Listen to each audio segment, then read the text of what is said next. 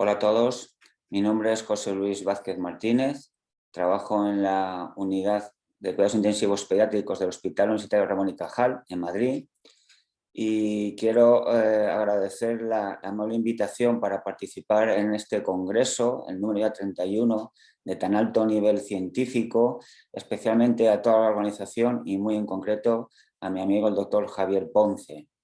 A lo largo de los siguientes minutos, espero no cansarles, vamos a tratar de presentar los principales errores diagnósticos que nosotros nos hemos ido encontrando en la práctica de la ecografía pulmonar.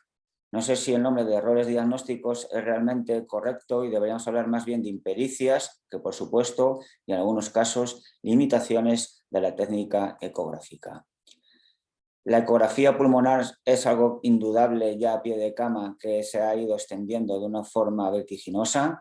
Ya en el año 2017, ¿no? El doctor Lichtenstein propuso que cualquier médico que llevara un fonendo al cuello debería estar masterizado en el uso de esta técnica, no solamente en los adultos, sino que en pediatría funciona estupendamente, de manera que este reciente consenso europeo define una serie de puntos de una gran concordancia respecto a la utilidad del POCUS, y de estos más de 30 puntos, pues hay unos 10 referidos a la ecografía pulmonar.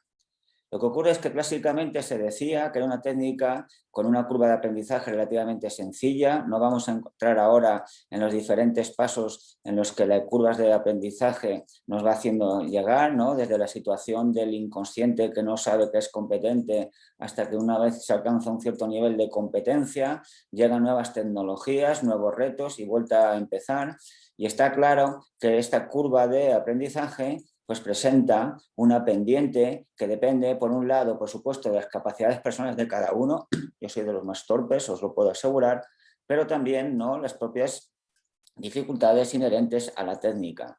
Pues bien, como consecuencia del uso de la ecografía, al principio nosotros fuimos detectando una serie de errores que hemos llamado impericias y que permítanme que voy a tratar de transmitirles aquí en forma de recomendaciones para evitarlos.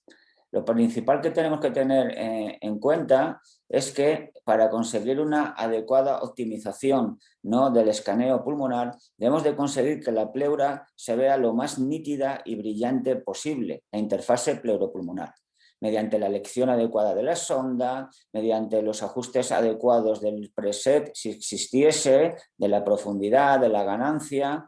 Vamos a decir algo también del tema del fanning a continuación, y mediante la minuciosidad. Nosotros, a la hora de realizar ecografía pulmonar, disponemos de varias sondas, las lineales, que se supone que al ser de alta frecuencia es suficiente, ¿no?, para el manejo de la ecografía pulmonar en los niños, y así mayoritariamente lo es, pero en otras ocasiones debemos de acudir al uso de la sonda convex o incluso de una sonda microconvex que permite dar aún en profundidad una muy buena resolución. En cuanto a los ajustes del software, están los típicos de cualquier ecografía: la ganancia, ni exceso de brillo ni escaso, ¿no?, la profundidad. Muy importante, en mi opinión, conseguir que la línea pleural quede a la altura aproximadamente de 1/3 de la profundidad de la pantalla. El ajuste del foco, si tenemos capacidad de ajustar y colocar foco, deberíamos de quedarlo situado a nivel, posicionarlo a nivel de lo que es la línea pleural, pero me interesa mucho más hablar del tema del fanning. El tema del fanning se refiere, ¿no?, al grado de inclinación que nosotros hacemos con la huella de nuestro traductor sobre la piel del niño, y en muchas ocasiones no nos damos cuenta de que no lo estamos haciendo de forma perpendicular.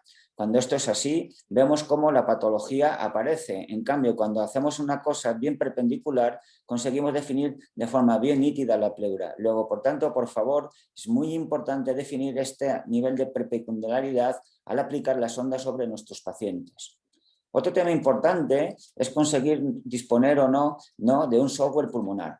En el caso de que haya un software pulmonar, las líneas B se ven bien. Cuando tenemos otro tipo de software que utiliza, por ejemplo, tecnología multibeams de haces cruzados, lo que vamos a ver es que una única línea B se ve realmente como varias líneas B, llevando a un sobrediagnóstico de patrones intersticiales.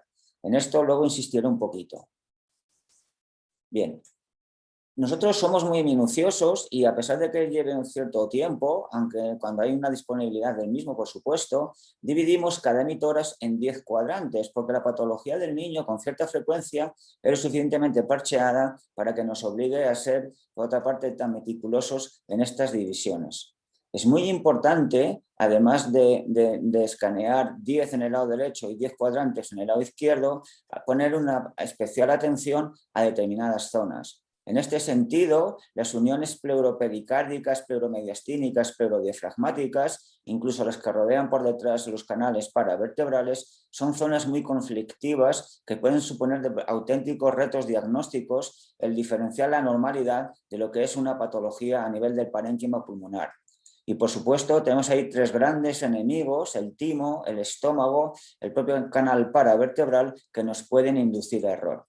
Y todo ello va a ocurrir porque no somos capaces de identificar bien el signo del murciélago. El signo del murciélago tan denostado un poco por la hilaridad que supone, recordar que corresponde a la detección de 2 sombras acústicas correspondientes a sendas costillas que delimitan nuestro espacio intercostal y de la interfase pleuropulmonar, que es la que debemos de verla con una línea limpia y que se está oscilando, deslizando de derecha a izquierda y de izquierda a derecha de una forma contigua. Únicamente identificando el signo del murciélago es cuando podemos estar seguros suficientemente de que lo que estamos insonando es pulmón. Si no somos capaces de identificarlo, pueden saltarnos distintas dudas y por tanto cometer errores. Esto es lo que nos pasaba, sobre todo en nuestros principios. En el caso de una cámara gástrica, puede ser equivocada con relativa sencillez, con una consolidación, con broncograma aéreo en su interior, con un patrón de líneas B pericondensación. Y si os fijáis bien, la duda era que aquí no había murciélago, por cuanto que la línea pleural no es única, sino que es triple. Lo que estábamos viendo es peritoneo. Por tanto, atendiendo a la identificación de un murciélago, hubiéramos evitado este error. En otras ocasiones nos encontramos con el timo, sabéis que es una glándula que ocupa el espacio premediastínico y el problema es que en ocasiones se extiende hacia el cuello, por la base del cuello, nos puede inducir error y también en nuestra experiencia hemos aprendido a encontrar el timo en algunas ocasiones insonando a los pacientes desde atrás y por tanto ya no equivocamos, no caemos en este error. Igualmente, es muy importante la identificación adecuada cuando estamos explorando los canales posteriores del canal paravertebral. ¿Por qué? Porque si no hacemos un adecuado fanning, nos podemos encontrar esta estructura, vemos consolidación, veamos derrame, y sin embargo, mediante la adecuada perpendicularidad de la sonda, sí que identificamos que la línea pleural está íntegra y por tanto no hay ningún problema. También recientemente se dice que en los primeros 6 meses de vida pues los niños pueden presentar lo que se llaman líneas B cortas y que por tanto esto es normal y no es patológico. En mi humilde opinión no existen las líneas B cortas, esto no es conceptual. La línea B de por sí implica que debe llegar siempre hasta la profundidad máxima del ecógrafo. Permitidme entonces a continuación que os resuma de una forma muy sucinta, ¿no?, los principales errores que hemos cometido, intentando transmitirlos para que no os pase a los que son más noveles, ¿no?, como a nosotros sí nos ha ocurrido. Nosotros lo que hicimos fue un estudio retrospectivo de más de 15 años de registro de nuestras imágenes. Veíamos cuál era el diagnóstico ecográfico que teníamos, veíamos cuál era el diagnóstico clínico. En el caso de que había, por supuesto, que hubiese, discordancia, pues tendríamos que acudir a otra serie de pruebas como radiología convencional y más de una ocasión, por supuesto, el TAC. Bien, esto hemos ido haciéndolo con diferentes tipos de ecógrafos que hemos ido utilizando en nuestra experiencia y simplemente presentarles 3 tablas. Esta primera, veis que hubo un total de 12 niños en los que dijimos que no había neumotoras cuando sí que existía y dijimos que no había neumotoras porque identificamos pulso pulmón, que en realidad era el latido intercostal, porque identificábamos que había deslizamiento pleural cuando en realidad era un movimiento pasivo de la caja torácica, cuando identificábamos la presencia de líneas B, que en realidad eran zonas de fibrosis pleural, o cuando identificamos la zona de un derrame pleural, cuando en realidad lo que había era un hidroneumotoras. En otros 16 niños dijimos que sí que había neumotoras cuando realmente no existía neumotoras. ¿Y por qué dijimos que sí? Porque equivocamos una estratosfera con un enfisema subcutáneo, porque equivocamos que no había sliding con lo que era una enfisema lobar o el propio receso pleuromediastínico. Ya les he advertido antes que en las zonas de unión de la pleura con el mediastino la pleura se mueve poco y en consecuencia de lo cual puede inducirnos a error. Tuvimos un niño en el que le diagnosticamos de neumomediastino porque interpretamos como artefacto de gas la presencia del alambre de cierre external. Tuvimos 9 niños en los que dijimos que existía derrame pleural. El derrame pleural es muy sencillo de diagnosticar con la eco y de hecho fue una de las primeras aplicaciones, ¿no?, de esta tecnología. Y lo que nos ocurría es que no había derrame pleural, sino que simplemente estábamos viendo el líquido contenido en la arteria mamaria en 2 niños o el propio canal vertebral en 4 de los niños. E igualmente nos hemos encontrado con 3 niños en los que había una ascitis a nivel suprahepática y nos costó ver que no estaban en el tórax, sino que estaba realmente a nivel abdominal. Otros errores bastante comunes, de los que ya os hablé antes, es el diagnóstico, sobrediagnóstico del patrón intersticial. Sobre todo esto nos ocurría cuando equivocábamos las líneas B porque no las identificábamos conceptualmente en su integridad. Línea B tiene que nacer perpendicular de la línea pleural e ir hasta el fondo de la pantalla y moverse compensando con el sliding. Si utilizábamos, por supuesto, los haces cruzados, veíamos cómo estas líneas B realmente eran sobredimensionadas. Hemos también considerado neumonías lo que no eran. Por ejemplo, 2 casos de timo. En este caso, insisto que fueron diagnosticados desde la parte posterior. Sí que estamos advertidos del timo en la parte anterior, pero no desde atrás. En el caso de paresias frénicas izquierdas, en las que se eleva mucho el hemidiafragma, el estómago lo tenemos muy arriba y lo confundimos con neumonías. Y hubo también un niño con una hernia diafragmática que interpretamos realmente que se trataba de una consolidación. Al revés, también tuvimos una neumonía complicada empiematosa, en la que detectamos tabiques pleurales que no eran tales, eran simplemente consolidaciones quísticas correspondientes a un secuestro. Hemos confundido como una atelectasia, lo que era simplemente un coágulo de sangre flotando, luego les pondré la imagen, en el derrame pleural contenido. Y también últimamente estamos avanzando con la práctica de la Doppler intraparenquimatoso, tratando de discernir si es una condensación o si es una atelectasia.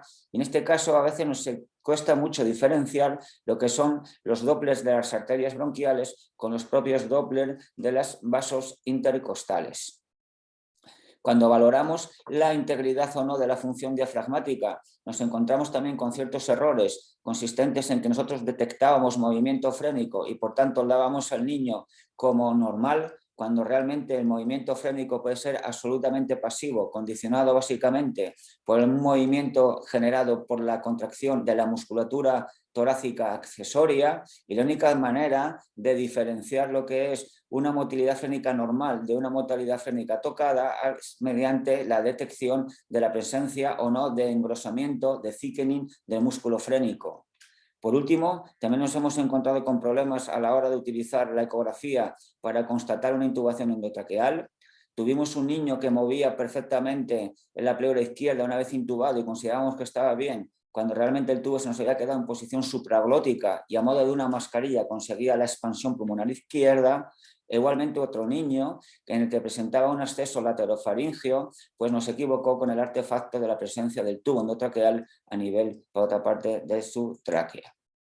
Estos son ejemplos de errores de diagnósticos de neumotoras que existiendo no fueron diagnosticados, porque consideramos que aunque no hubiese sliding había un pulso pulmón, tanto en esta imagen como en esta otra, y por tanto descartaba el neumotoras y sin embargo este era como consecuencia de un latido intercostal, este era como consecuencia de la arteria mamaria interna y por tanto sí que había un neumotoras. Del mismo modo, consideramos que estas líneas verticales eran líneas B y por tanto conceptualmente se descarta la presencia de neumotoras. Sin embargo, el sliding no existía porque sí que había neumotoras y además lo que pasa es que era un niño con una neumonía cavitada, con una neumonía empiematosa, en la que esas líneas que estamos viendo ahí son zonas generadas por la fibrosis pleural, pero no son realmente líneas B. Este es el caso de secuestro pulmonar. Considerábamos que eran tabiques de un pus muy espeso y realmente era un secuestro pulmonar. Y este es el ejemplo del que les hablé antes, de un coágulo de sangre flotando en el derrame pleural, cómo puede inducirnos error como si fuera una atelectasia compresiva por la presencia del derrame. Por último, vemos a un niño que sospechamos clínicamente la presencia de una parálisis frénica, nosotros pensábamos que la tenía, sin embargo constatábamos tanto en la imagen de la escopia como en la imagen ecográfica que había un cierto grado de motilidad frénica. Sin embargo, la persistencia de la incapacidad de extubar a este niño nos llevó a pensar que efectivamente sí que había algún problema frénico, y en efecto veíamos cómo no había ningún tipo de engrosamiento frénico a lo largo, ¿no?, del tiempo, y por tanto ese movimiento que efectivamente la niña tenía era generada por su musculatura torácica accesoria. Por tanto, un poco a modo de resumen, decir que la mayor parte de los errores diagnósticos que nos hemos encontrado están en relación con la patología pleural, sobre todo en estas zonas próximas pegadas al mediastino, diafragma y canal vertebral. Es muy importante recordar que si no tenemos un software pulmonar específico, hemos de anular la tecnología de armónicos y la tecnología de haces cruzados para evitar el sobrediagnóstico de patrones intersticiales. En tercer lugar, decir que la detección o no de normalidad e integridad frénica no pasa por constatar o no movimiento, sino que pasa por constatar o no engrosamiento frénico. En cuarto lugar, que por supuesto, como siempre, que haya una discordancia clínica, lo que debe prevalecer es el diagnóstico o el criterio clínico sobre nuestros hallazgos ecográficos. Y también una última recomendación es no sobrediagnosticar. A medida que nos vamos habituando con el manejo de la ecografía, nos encontramos con nuevas estructuras, como no las encontrábamos cuando éramos más noveles, pensamos que son patológicas, y realmente simplemente es que hemos sido capaces de avanzar en nuestra formación de detección de estructuras que están presentes en absoluta normalidad. Bien, simplemente con esto insistir que a pesar de todo ello, la ecografía pulmonar funciona y funciona muy bien. Muchas gracias y quedo a su disposición para cualquier tipo de duda que puedan presentar.